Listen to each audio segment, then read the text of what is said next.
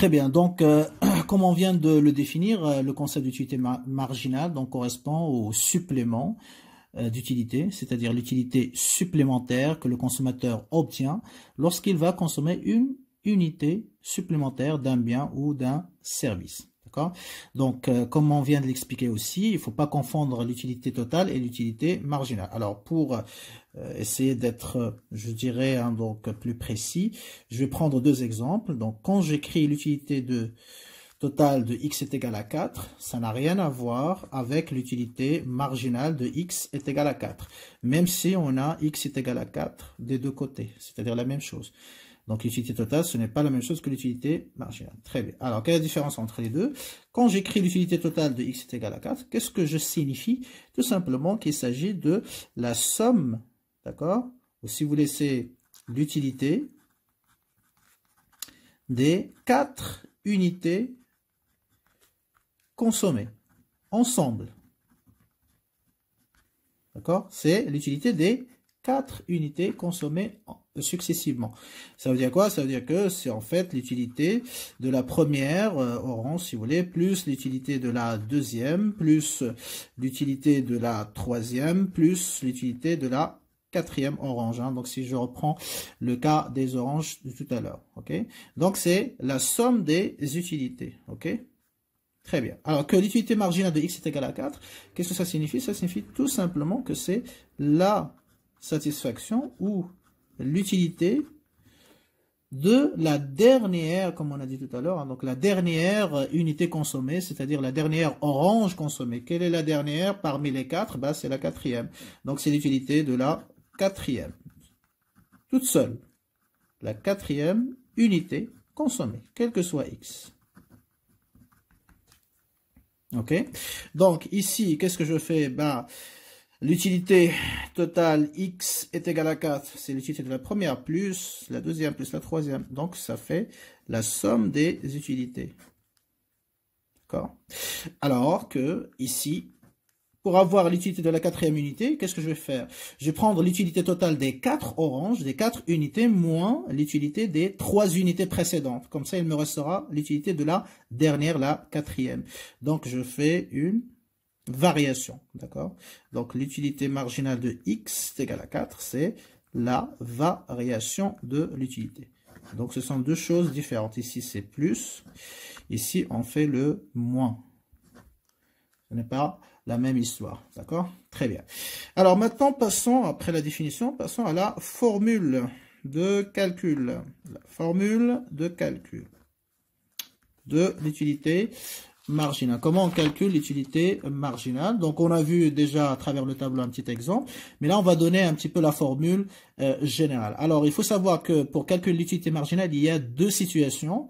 Enfin qui aboutissent à deux formules différentes. Soit vous avez des variations, ce qu'on appelle des variations discrètes, c'est-à-dire la variation de la consommation du bien X ou du bien Y, peu importe le bien qui est en question. Et le cas de variation continue. Donc variation discrète, ça veut dire quoi? Ça veut dire que j'augmente ma consommation d'un bien avec une quantité qui correspond à des chiffres entiers. C'est-à-dire, soit j'augmente ma consommation d'une orange, de 2 oranges, 3, 4, 5 oranges, 10 oranges, 100 oranges, etc. Mais jamais à une orange et demie, ou 2,3, ou 3,05, etc. Donc, il n'y a pas de virgule donc dans ma quantité consommée. Donc, c'est toujours des chiffres entiers. Donc, ça s'appelle des variations discrètes, ce que vous avez appris aussi en statistique descriptive. Et les variations continues, ça veut dire tout simplement que je peux augmenter, c'est le contraire, je peux augmenter ma consommation d'un bien X avec des petites quantités, des quantités avec des virgules, donc par exemple 2,3 unités ou 5,8 unités ou 10,1 unités, etc. D'accord? Alors, on va voir le cas de variation discrète. D'accord? Premier cas. Comment on calcule l'utilité marginale dans le cas de variation discrète? Très bien. Alors, variation discrète, comme on a dit, ça veut dire que delta x, de combien j'augmente la consommation du bien x, eh bien, c'est un chiffre qui appartient à n. Ça veut dire quoi? Ça veut dire que ça peut être soit une seule unité supplémentaire, soit 2 unités, soit 3, soit 4, etc. D'accord? Donc, x varie, ok, avec des chiffres entiers. Avec des chiffres entiers. Très bien.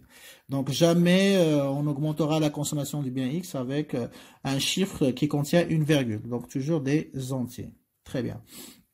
Alors, dans ce cas-là, je continue ici. L'utilité marginale, donc je rappelle, c'est toujours une variation. Donc, ça mesure quoi? La variation de l'utilité totale lorsque la consommation du bien varie d'une unité supplémentaire. OK? Donc, c'est la variation de l'utilité totale, c'est-à-dire la différence entre l'utilité totale finale et l'utilité totale initiale, n'est-ce pas? Très bien. Alors, posons ou écrivons que l'utilité totale finale, eh bien, je peux la remplacer par l'utilité totale xi. D'accord? J'aurais pu prendre xi plus 1, xi plus 2, etc. Mais pour la simplification et la convention consiste à écrire l'utilité totale xi, ça correspond à la valeur finale. Donc, l'utilité totale initiale, c'est-à-dire l'unité précédente, d'accord? Bah, ça va être l'utilité totale de quoi? Qu'est-ce qui précède i? Qu'est-ce qu'il y a avant i? C'est i moins 1, tout simplement. Alors, concrètement, ça correspond à quoi? Imaginons que xi est égal à 3. Donc, si j'ai ici xi est égal à 3, quelle est la valeur précédente, c'est-à-dire juste avant 3, ben c'est 2. C'est-à-dire i est égal à 3, donc ça fait 3 moins 1, ça fait 2. Si j'ai ici 4, je vais écrire ici 4, ben là je vais avoir 4 moins 1, 3. La valeur finale c'est 4, la valeur initiale c'est 3. La valeur finale c'est 5, la valeur initiale c'est 4, et ainsi de suite. Ok? Très bien. Alors, voilà mes valeurs initiales et mes valeurs finales. Donc, cela implique quoi? Que l'utilité marginale, donc toujours on calcule l'utilité marginale de la valeur finale, xi, toujours, ok? Est égal à quoi? Ben, je remplace delta U total par quoi? Par utilité totale finale et initiale que j'ai ici. Donc, ça fait quoi? Utilité totale finale, c'est xi finale moins l'utilité totale initiale, xi moins 1. Donc ça, bien sûr, c'est pour la formule générale, quel que soit x, quel que soit i, bien sûr. Donc, cette formule, elle est valable. Faites attention, je l'utilise parce qu'il y a des différences. J'utilise uniquement lorsque delta x, c'est-à-dire j'augmente ma consommation du bien x, ça peut être des oranges, des pommes, des vêtements, etc., d'une unité. Très important. Donc, si j'augmente ma consommation, parce que l'utilité marginale, toujours, c'est avec la variation de la consommation. Je fais varier la consommation d'un bien et j'essaie de déterminer de combien va varier mon utilité totale. Donc, c'est ça. C'est à ça que sert le calcul de l'utilité marginale. Donc, delta x, j'augmente ma consommation d'une unité. Et donc, je calcule l'utilité marginale comme la différence entre l'utilité totale finale, c'est-à-dire de toutes les unités consommées, moins l'utilité totale de toutes les unités précédentes, hein, donc la dernière unité. Et donc, ça me donne l'utilité marginale qui m'intéresse. OK? Voilà. Donc, c'est lorsque delta x est égal à plus 1. OK? Alors, par exemple, hein, donc si xi est égal à 5, d'accord? Xi moins 1, c'est-à-dire initial, est égal à 4. Donc, ça veut dire quoi? Ça veut dire que delta x est égal à combien? C'est toujours final. Xi moins initial, xi moins 1, c'est-à-dire 5 moins 4. Donc, est égal à plus 1. Donc, je suis dans ce cas-là. Delta x est égal à plus 1. N'est-ce pas? Vous voyez? Très bien. Et en même temps, l'utilité totale finale, c'est-à-dire I, est égale à 20. L'utilité totale initiale, c'est-à-dire I moins 1, est égale à, je sais pas moi, donc 12. Je prends un chiffre au hasard. Donc, qu'est-ce que je remarque? Quand je passe, parce que initial, c'est ça, hein, c'est le point de départ. Quand je passe de 4 unités à 5 unités, donc ça c'est initial, et ça c'est final. Quand je passe de 4 unités à 5 unités, donc j'augmente ma consommation de combien? Du bien X d'une unité. Qu'est-ce qui se passe? Mon utilité totale passe de 12 à 20. Ça veut dire quoi? Ça veut dire qu'il augmente l'utilité totale. De combien? De combien? Ben, c'est l'utilité marginale qui va me permettre de calculer. Donc, l'utilité marginale de xi sera égale à l'utilité totale de i ou xi, moins l'utilité totale de xi moins 1, c'est-à-dire final, toujours, moins initial. Final, on a 20, initial, on a 12, donc ça fait plus 8.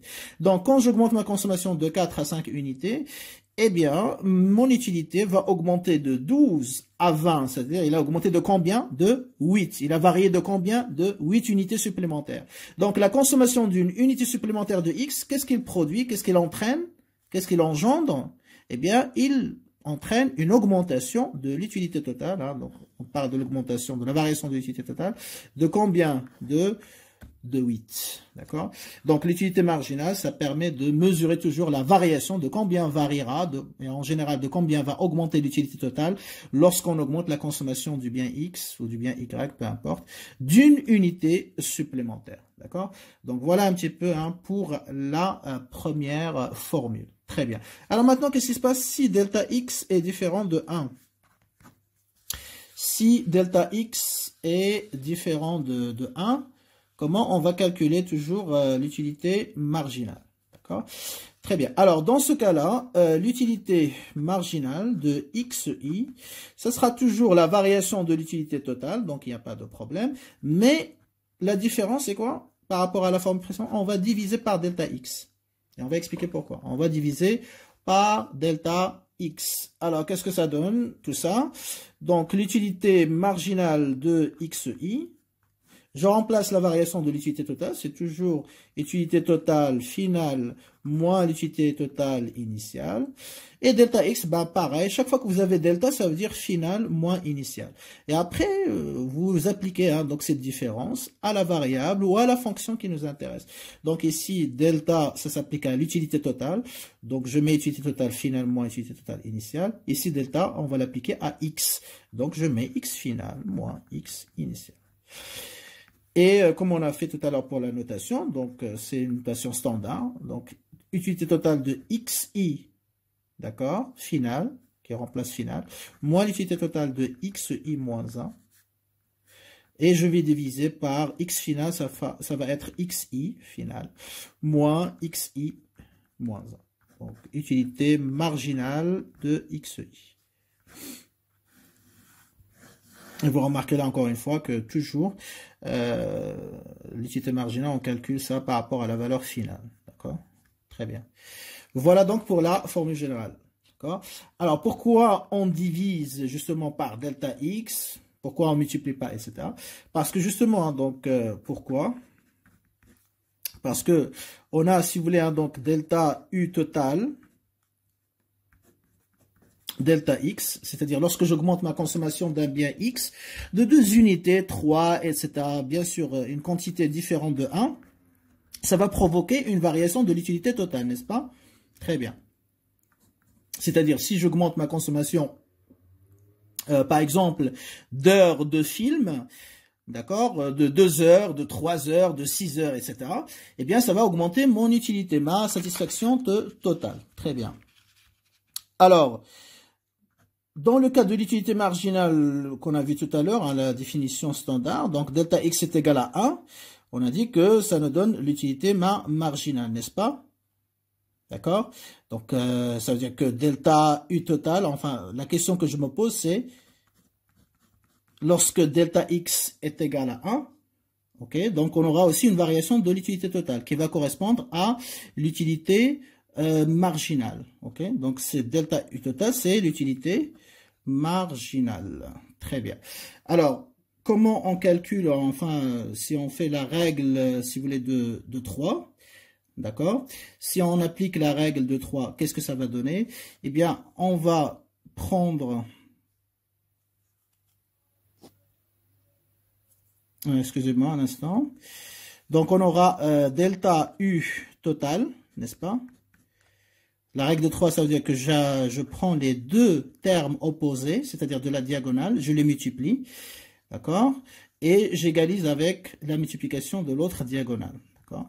Donc, on a delta U total fois delta X qui est égal à 1, c'est-à-dire fois 1, ici, qui est égal à delta X qui est différent de 1, donc je garde delta X ici, qui multiplie l'utilité marginale.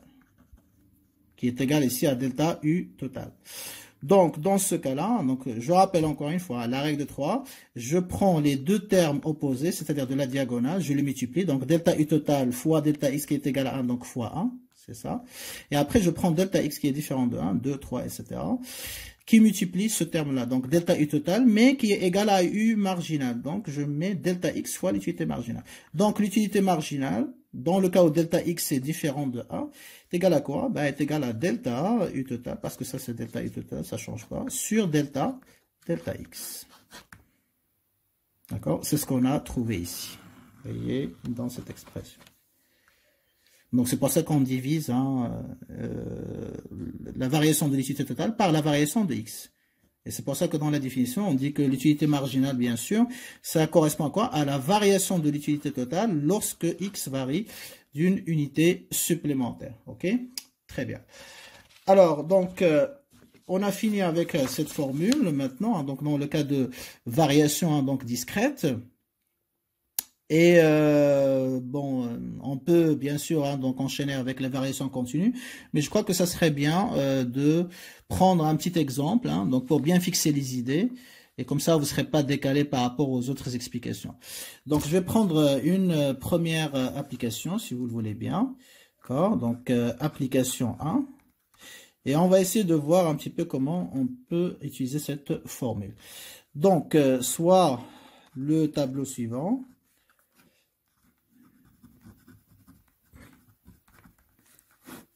OK. Alors, on va vous donner les valeurs consommées du bien X. Je prends toujours cas général X. Alors, on a 1, d'accord, 3, 6, je prends 10 aussi, 11, 12 et 14. Et là, on va vous donner les valeurs de l'utilité totale correspondante. Donc, utilité totale de X, vous avez 4, 14, 23, d'accord. Ensuite, on a 31, 32, 32 et 28, d'accord. Très bien. Donc, calculer, question directe, calculer les valeurs de l'utilité marginale de X, d'accord. Très bien. Donc, comme je dis tout à l'heure, il faut être très vigilant le jour de l'examen par rapport à ce genre de questions. Donc, le premier réflexe que je dois avoir, c'est de combien le consommateur augmente sa consommation du bien X, de combien varie X, la quantité du bien consommé. Donc, qu'est-ce que je remarque? Je passe de 1 à 3. Ça veut dire quoi? J'augmente ma consommation de 2 unités supplémentaires. Ici, de combien? Je passe de 3 à 6. Ça veut dire que j'augmente ma consommation de 3 unités supplémentaires. Ici, de 4. Je passe de 6 à 10. Ici, de 1 unité. Là, c'est 1 unité, et là, de 2 unités. Donc, ça veut dire quoi? Ça veut dire que ici, qu'est-ce que je remarque? Delta X est différent de 1. Donc, ici, on a delta X qui est différent de 1. Ça veut dire quoi? Ça veut dire que j'augmente ma consommation. Le consommateur augmente sa consommation du bien X, chaque fois avec des valeurs différentes de 1. Ça peut être égal à 1, ça peut être supérieur à 1, bien sûr. Alors, dans ce cas-là, là où la formule de l'utilité marginale que je vais utiliser, parce que tout à l'heure, qu'est-ce qu'on a dit? Soit je prends la variation de l'utilité totale, soit la variation de l'utilité totale divisée par delta X. Donc, je prends la variation de l'utilité totale, delta U total, lorsque delta X est égal à plus 1. Est-ce que c'est mon cas ici? Non, parce que ici, chaque fois, enfin, la quantité de variation de X, elle est différente de 1. Donc, je ne peux pas utiliser delta U total. Donc, je suis obligé, je suis dans l'obligation d'utiliser la deuxième formule, à savoir delta U total sur delta X. Alors, utilité marginale, donc je la marque ici. Je vais utiliser delta U total sur delta X. On l'a déjà vu, donc l'utilité marginale qui est égale à delta I total, ça veut dire quoi? Ça veut dire l'utilité totale I moins l'utilité totale I moins 1. Ou si vous voulez XI, donc c'est juste pour, j'ai plus d'espace. Donc, j'écris XI moins 1. D'accord? Donc, une fois, parce que souvent, par réflexe, les étudiants, qu'est-ce qu'ils font? Ils vont calculer juste la variation de l'utilité totale. D'accord?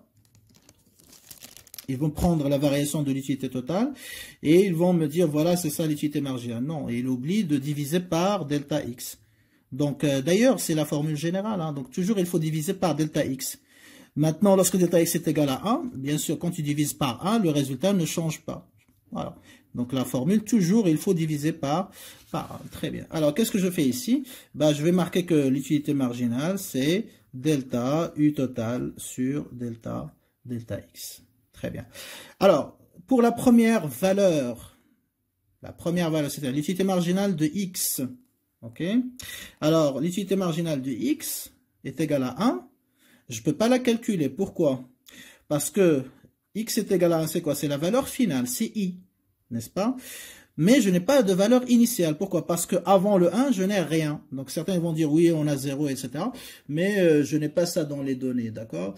Donc si je n'ai pas ça dans les données, ben j'évite. Même si parfois, dans certains manuels, certains ils vont faire... C'est comme si on avait ici 0, d'accord? Et là 0, et donc tu vas faire 4 moins 0, n'est-ce pas? Et 1 moins 0, d'accord? Donc il y a certains qui peuvent se permettre ça, ce qui n'est pas forcément hein, donc mathématiquement faux, d'accord? Mais voilà, donc en général, les premières valeurs, surtout lorsque c'est 0, donc c'est éliminé. Mais bon, allez, on va admettre. Hein, donc par contre, si vous avez 0 ici, donc c'est indéterminé, d'accord? Alors, donc... on a 1, n'est-ce pas? Très bien. Donc, ça fait, l'utilité marginale, on va dire l'utilité marginale de 1, x est égal à 1, est égal à l'utilité totale, d'accord, de 1, moins l'utilité totale de 0, donc on va supposer que c'est égal à 0, pour, voilà, sur 1 moins 0. Donc, ça fait quoi? Ben, puisque c'est ici 1, delta x est égal à 1, donc je vais juste calculer la variation de l'utilité totale, c'est-à-dire 4 moins 0, qui est égal à plus 4. Voilà, j'ai sorti un petit peu du cadre, mais bon, c'est pas grave. Donc, ça veut dire quoi? Ça veut dire que si je consomme la première unité, bah, l'utilité marginale de cette première unité est égale exactement à l'utilité totale, qui est égale à 4, parce qu'avant, c'est 0. Donc, ça veut dire quoi? Si j'augmente ma consommation d'une unité, bah, mon utilité totale va augmenter de 4. Donc, 4, ça représente quoi? La satisfaction de la première unité supplémentaire. OK? Très bien. On continue. Maintenant, je passe de 1 à 3. Ça veut dire quoi? J'augmente ma consommation de 2 unités. Donc, à quoi est égale l'utilité marginale de x est égale à 3? Bah, c'est l'utilité totale finale. Donc, finale, c'est quoi? Bah, c'est l'utilité totale qui correspond à la valeur dont je vais calculer l'utilité marginale, c'est-à-dire utilité totale de x est égal à 3, moins l'utilité totale précédente, c'est-à-dire initiale. Qu'est-ce que j'ai avant 3? J'ai 1. Je ne vais pas dire 2, attention.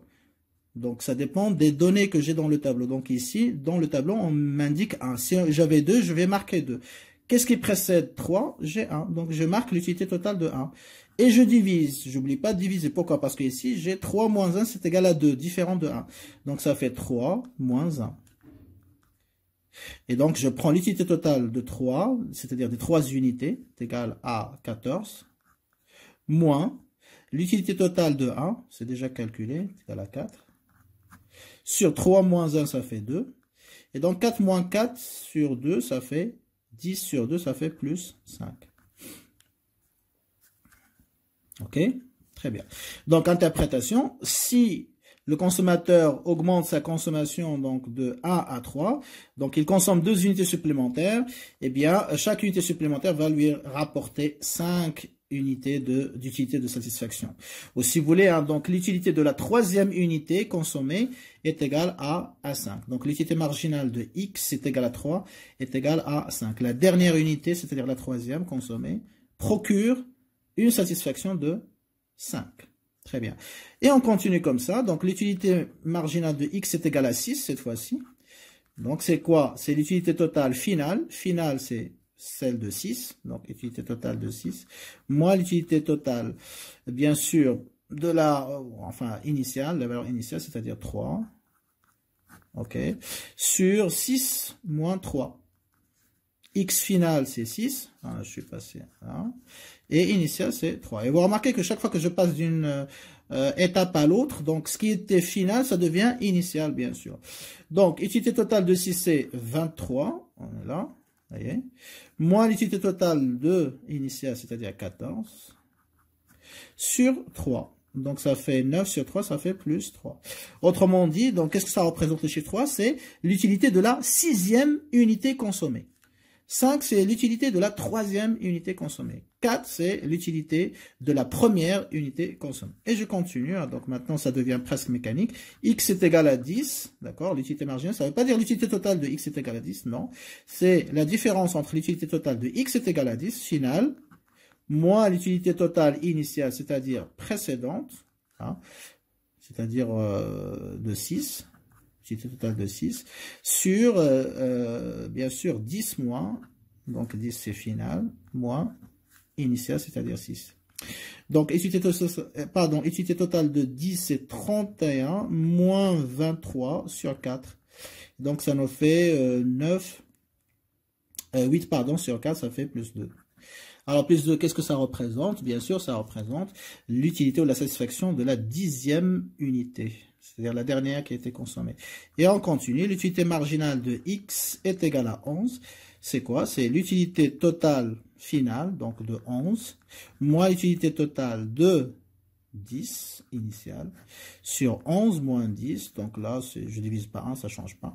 L'utilité totale de 11, c'est 32 moins 31. Donc 32 moins 31, ça fait plus 1. Donc, si je consomme la 11e unité, eh bien, ça va me procurer uniquement une satisfaction d'une unité. Je continue. L'utilité marginale de X est égale à 12. Donc, c'est l'utilité totale finale, c'est-à-dire de 12, moins l'utilité totale de 11 sur 12 moins 11. Donc là, c'est toujours 1, il n'y a pas de problème. Et donc là, effectivement, hein, c'est pour ça que en divisant, je ne vais pas me tromper. Même si je divise par 1, donc c'est pas grave. Donc ça ne change pas le résultat.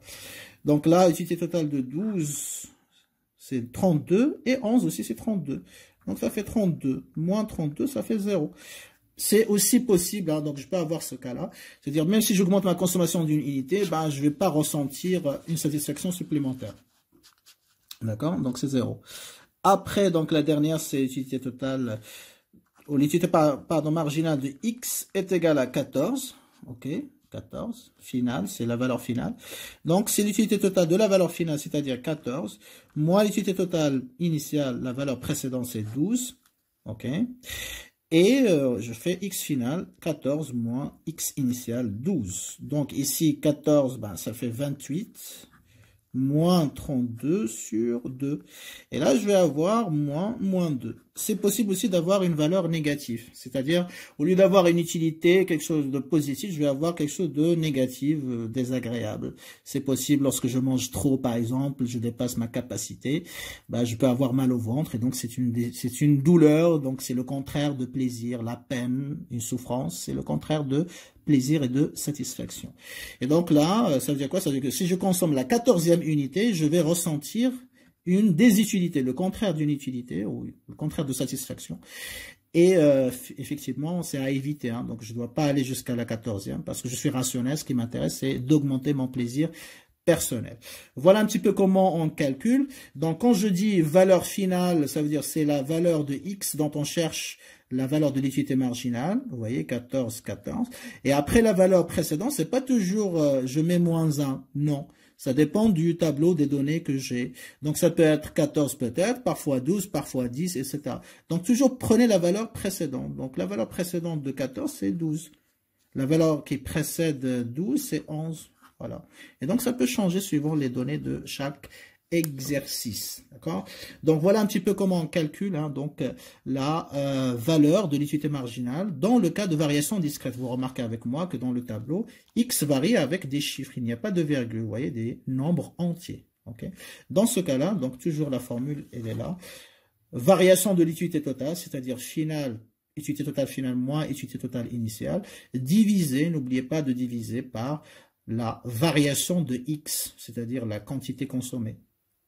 Donc, X final moins X initial. Très bien. Donc, on va arrêter cette vidéo à ce niveau-là et on va enchaîner avec une autre partie.